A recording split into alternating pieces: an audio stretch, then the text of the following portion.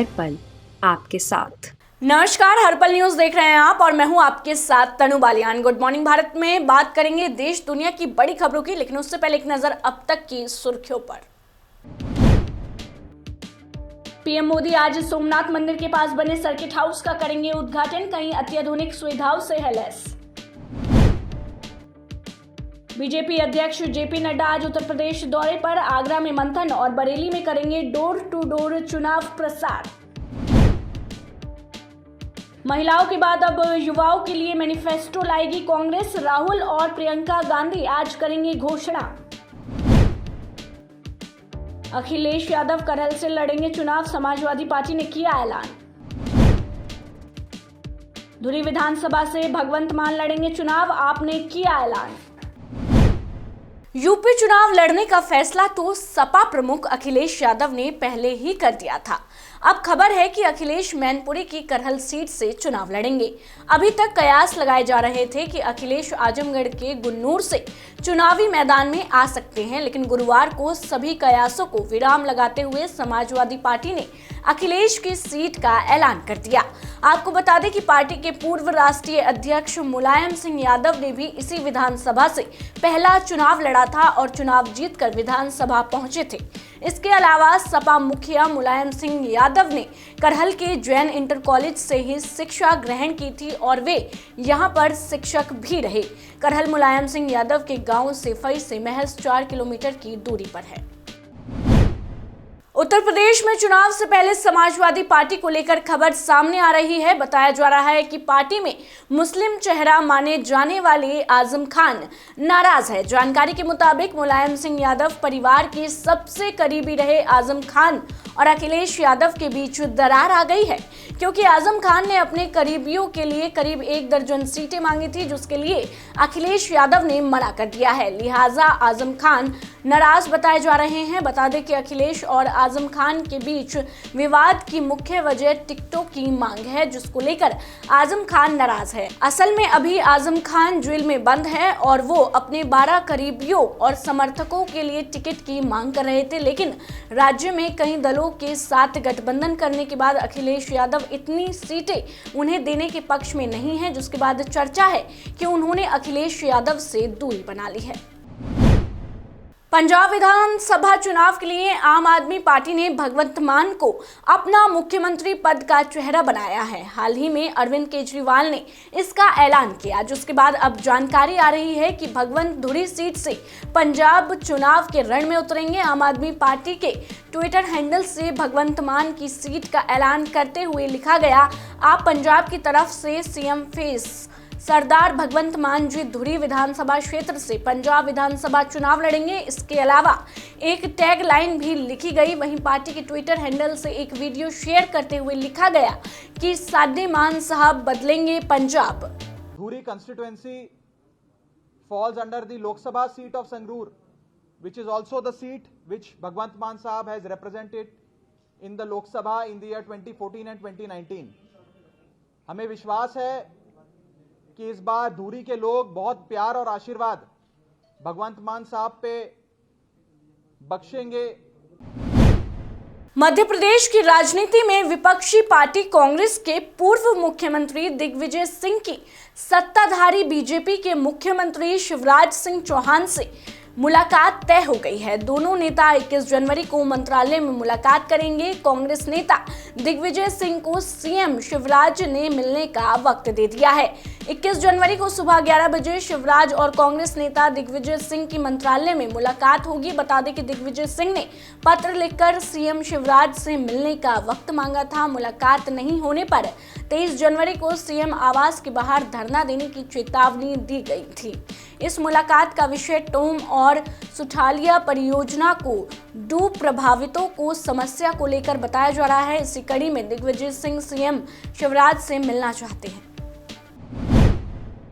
उत्तर प्रदेश विधानसभा चुनाव से पहले सियासी जोड़ तोड़ जारी है।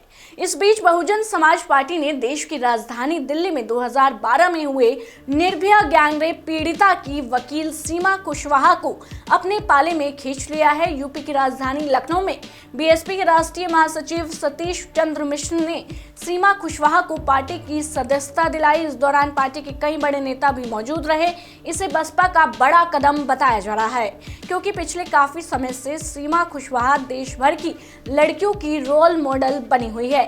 यही नहीं, निर्भया गैंगरेप पीड़िता के परिवार को न्याय दिलाने वाली सीमा सुप्रीम कोर्ट में वकालत करती हैं और इस वक्त आधा दर्जन ज्यादा मुकदमे पीड़िताओं को न्याय दिलाने के लिए संरक्षित है। इसमें हाथरस गैंगरेप का मामला भी शामिल है।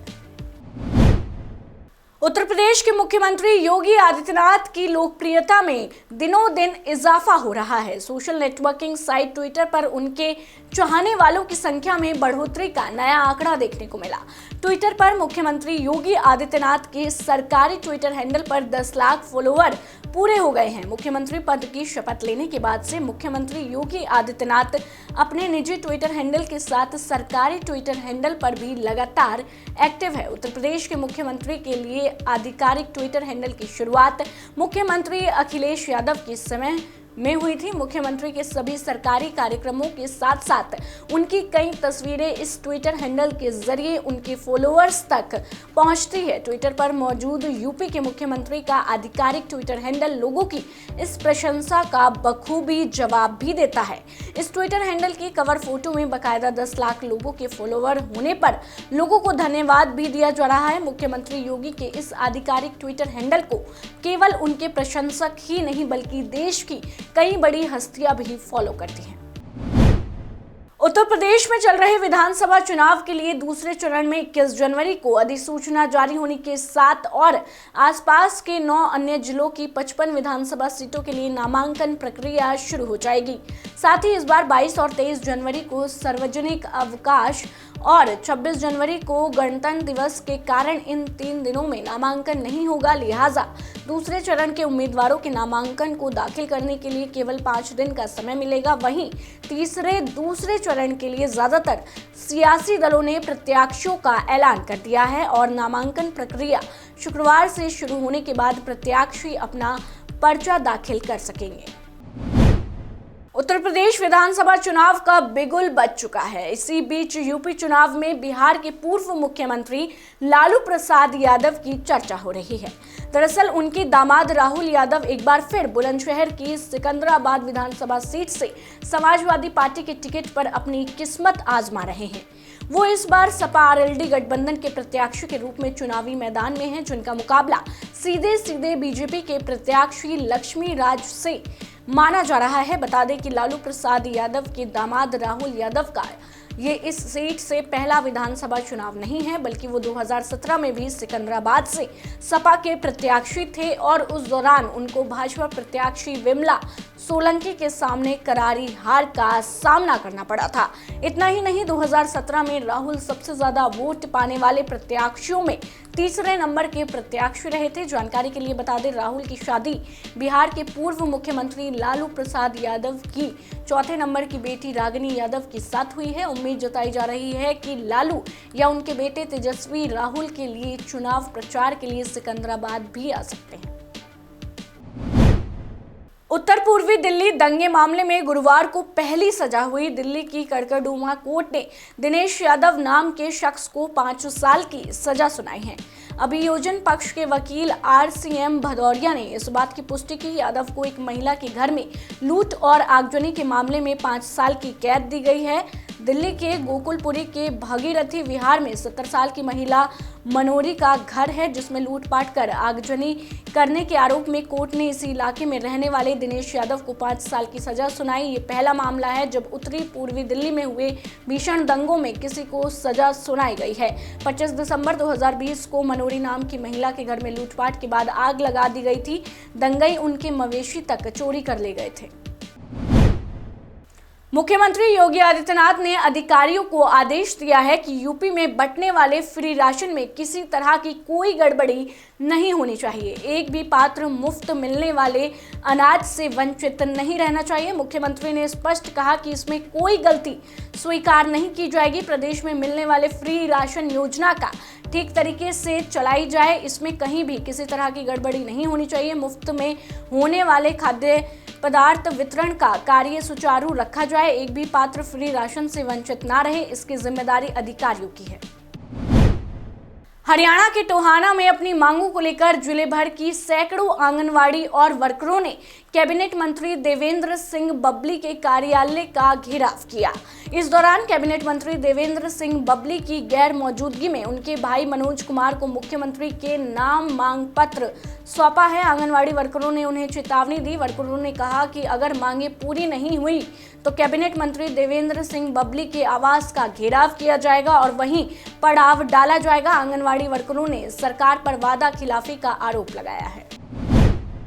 देश इस समय कोरोना महामारी से जूझ रहा है। इस बीच उदयपुर के जीबीएच जनरल अस्पताल में एक महिला में किमियोरा नाम की बीमारी की पहचान हुई है। चिकित्सकों के अनुसार ये राजस्थान का पहला मामला हो सकता है। बता दें 1937 से अब तक महज 200 मरीजों में ही ये बीमारी मिली है। जीबीएच जनरल अस्पताल के चिकित्सकों ने महिला का इलाज किया है। साथ ही आपको बता दें कि महिला पूरी तरह से स्वस्थ है। इसके साथ ही उसे अस्पताल से डिस्चार्ज भी कर दिया गया है। साथ ही आपको बता दें कि किमियोरा डिजीज में गले और चेहरे पर सूजन तथा गठान हो जाती है। कोरोना की तीसरी लहर से देश भर में दहशत है। इस बीच कुछ लोग कोरोना की वैक्सीन नहीं लगवाने पर अड़े हैं। ऐसा ही एक मामला यूपी के सहारनपुर से सामने आया है। वहीं जिला प्रशासन ने वैक्सीन नहीं लगवाने पर रामपुर मनिहारन के चकावाली गांव को सीज कर दिया। इस दौरान पुलिस ने गांव के एंट्री पॉइंट पर बैरिकेडिंग करके पुलिस तैनात कर दी। वहीं जिन लोगों ने अब तक वैक्सीन नहीं लगवाई है उनके गांव से बाहर निकलने पर रोक लगा दी है। फिलहाल गांव के मुख्य मार्ग पर बैरिकेडिंग के साथ पुलिस तैनात है और वैक्सीनेशन का सर्टिफिकेट देकर ही ग्रामीणों को बाहर निकलने दिया जा रहा है। संभावित तौर पर ये यूपी का पहला मामला है जहां वैक्सीन नहीं लगवाने के बाद जिला प्रशासन ने सख्त कदम उठाते हुए पूरे गांव को सीज कर दिया है। 250 लोगों ने कोरोना वैक्सीन की एक भी डोज नहीं ली। इस बीच बुधवार को एडीएम संजीव कुमार वैक्सीनेशन की स्थिति जानने के लिए इस गांव पहुंचे थे। इस दौरान वैक्सीनेशन कर रही टीम ने बताया कि गांव में लोगों के वैक्सीनेशन के प्रति लापरवाही बरत रहे हैं। साथ ही बताया कि घर घर जाकर जागरूक करने के बावजूद गांव के 450 लोगों ने अभी तक वैक्सीन की एक भी डोज नहीं ली है। कोरोना वायरस की वजह से बंद किए गए स्कूलों को महाराष्ट्र सरकार फिर से खोलने जा रही है। महाराष्ट्र स्कूल शिक्षा मंत्री वर्षा गायकवाड़ ने इस बात की जानकारी दी और कहा कि राज्य में कक्षा 1 से लेकर 12वीं तक के स्कूलों को फिर खोला जा रहा है। 24 जनवरी से ऑफलाइन कक्षाएं शुरू हो जाएगी। कोविड के मामलों में वृद्धि होने की वजह से महाराष्ट्र सरकार ने 8 जनवरी को राज्य स्कूलों को बंद करने का आदेश दिया था। सरकार ने 15 फरवरी तक स्कूल बंद करने का आदेश दिया था। बीएमसी ने एक अधिकारी से कहा कि मुंबई में कोविड-19 के बढ़ते मामलों के बीच कक्षा 1 से 9 और 11 के लिए सभी विद्यालय 31 जनवरी तक बंद रहेंगे। हालांकि अब राज्य में कोरोना के मामलों में गिरावट आ रही है, जिसके चलते स्कूलों को खोला जा रहा है। माननीय मुख्यमंत्री जी के पास हमने फाइल भेजी थी जिसमें हमने उनसे ये विनती की थी, क्योंकि सीओ और अधिकारियों से बात करने के बाद उनका एक प्रस्ताव आया था कि ये जो स्कूल का निर्णय है शुरू करने का, ये स्थानिक लेवल पे अधिकार दिया जाए, क्योंकि महाराष्ट्र में अलग अलग जगहों पे अलग अलग परिस्थितियां हैं। और ऐसे समय में ये फाइल हमने कल माननीय मुख्यमंत्री महोदय जी के पास भेजी थी, जिसको माननीय मुख्यमंत्री महोदय जी ने सम्मति दी है। हिमाचल प्रदेश स्कूल शिक्षा बोर्ड के प्रमुख डॉक्टर सुरेश कुमार सोनी ने घोषणा की है कि बोर्ड अगले शैक्षणिक वर्ष कक्षा 3 से संस्कृत भाषा और कक्षा 6 से वैदिक गणित की पढ़ाई शुरू करेगा। डॉक्टर सोनी ने धर्मशाला में संवाददाता सम्मेलन को संबोधित करते हुए कहा कि वैदिक गणित को कक्षा 6 से शुरू किया जाएगा और प्रत्येक सेशन में वैदिक शब्दों पर कम से कम 3 प्रश्न पूछे जाएंगे। उन्होंने आगे कहा, इसके साथ ही हिमाचल प्रदेश बोर्ड कक्षा 3 में संस्कृत भाषा की पढ़ाई कराने वाला देश का पहला शिक्षा बोर्ड होगा। डिप्लोमा इन एजुकेशन कोर्स में संस्कृत और वैदिक गणित को शामिल करके शिक्षकों को तदनुसार परीक्षित किया जाएगा। बोर्ड प्रमुख ने कहा कि तीसरी और चौथी कक्षा की संस्कृत परीक्षाओं का पैटर्न बहुविकल्पीय होगा। इसके बाद 5वीं कक्षा से ये डिस्क्रिप्टिव होगा। उन्होंने कहा कि छठी कक्षा में केवल 2 से 3 वैदिक गणित के अध्याय शुरू किए जाएंगे ताकि छात्रों पर अधिक बोझ ना पड़े। संस्कृत भाषा के पाठ्यक्रमों को 3 चरणों में विभाजित किया जाएगा। आर्टिमिस चंद्र अभियान के तहत पहली महिला के तौर पर जेसिका मीर को चांद पर कदम रखने का मौका मिल सकता है। जेसिका मीर यहूदी और स्वीडिश नागरिक है। जेसिका 12 दिसंबर 1972 के बाद ऐसा करने वाली पहली महिला भी होगी, जिसके लिए अंतरिक्ष कोई अजूबा नहीं है। उन्होंने 2019 में पहले फीमेल स्पेस वॉक में भी हिस्सा लेकर इतिहास रचा था। जेसिका मीर से जुड़ी ये घोषणा नासा के आर्टेमिस प्रोग्राम के तहत की गई है। इस प्रोग्राम के तहत कई सारे अंतरिक्ष मिशन को अंजाम दिया जाएगा। सोवियत संघ की कॉस्मोनॉट वेलेंटिना तेरेस्कोवा पहली महिला थी जो 1963 में अंतरिक्ष की यात्रा पर गई थी। हालांकि अब भी दुनिया भर में महिला एस्ट्रोनॉट्स की संख्या बेहद कम है। जोधपुर में जयनारायण व्यास विश्वविद्यालय ने 21 जनवरी को होने वाली एमए की सेकेंड सेमेस्टर की परीक्षा स्थगित कर दी है। अब ये परीक्षाएं 29 जनवरी को पूर्व निर्धारित समय और उसी परीक्षा केंद्र पर आयोजित की जाएगी। इसके संशोधित प्रवेश पत्र विश्वविद्यालय की वेबसाइट पर जारी कर दिए गए हैं। परीक्षा नियंत्रक KR गेनवा ने बताया कि संशोधित समय सारणी विश्वविद्यालय की वेबसाइट पर उपलब्ध करा दी गई है। विद्यार्थियों को संशोधित समय के अनुसार परीक्षा केंद्र में उपस्थित होना है। गौरतलब है कि 21 जनवरी को केंद्रीय माध्यमिक शिक्षा बोर्ड की ओर से आयोजित सेंट्रल टीचर एलिजिबिलिटी टेस्ट भी होने हैं, जिसमें एमए के दूसरे सेमेस्टर के कई छात्रों के किसी एक परीक्षा से बाहर होने का खतरा मंडरा रहा है। लेकिन अब डेट चेंज होने से सभी छात्र परीक्षा दे पाएंगे। हरियाणा में इन दिनों ठंड का कहर लगातार जारी है। प्रदेश में कोहरे और ठंड की दोहरी मार पड़ रही है। प्रदेश के ज्यादातर जिलों में इन दिनों काफी ठंड का असर है। प्रदेश में शीतलहर भी चल रही है, जिससे आम जनजीवन अस्त व्यस्त हो गया है। गुरुवार को प्रदेश के जिलों में धुंध ने दस्तक दे दी है। धुंध और कोहरे ने ठंड बढ़ा दी है। वहीं विजिबिलिटी भी कम हो गई है, जिससे वाहनों की रफ्तार धीमी हो गई है। बता दें कि नए साल के आगमन के बाद से ही मौसम में बदलाव लगातार जारी है। पश्चिमी विक्षोभ के कारण जनवरी में 4 बार हल्की से मध्यम दर्ज की बारिश भी हो चुकी है। मौसम विज्ञान विभाग ने शुक्रवार रात से फिर से मौसम में बदलाव होने का अलर्ट जारी किया है। शनिवार को 6 mm तक बारिश होने का अनुमान है। वहीं बारिश के साथ ओलावृष्टि की सूचना ने किसानों की चिंताएं बढ़ा दी है। मौसम विभाग के मुताबिक पश्चिमी विक्षोभ की सक्रियता से प्रदेश में ज्यादातर क्षेत्रों में 21 जनवरी रात और 22 जनवरी को हवाओं और गरज चमक के साथ कहीं-कहीं हल्की बारिश होने की संभावना भी है। फिलहाल के लिए गुड मॉर्निंग भारत में बस इतना ही। देश दुनिया की तमाम खबरों को जानने के लिए आप जुड़े रहिए हमारे साथ और देखते रहिए हर पल न्यूज।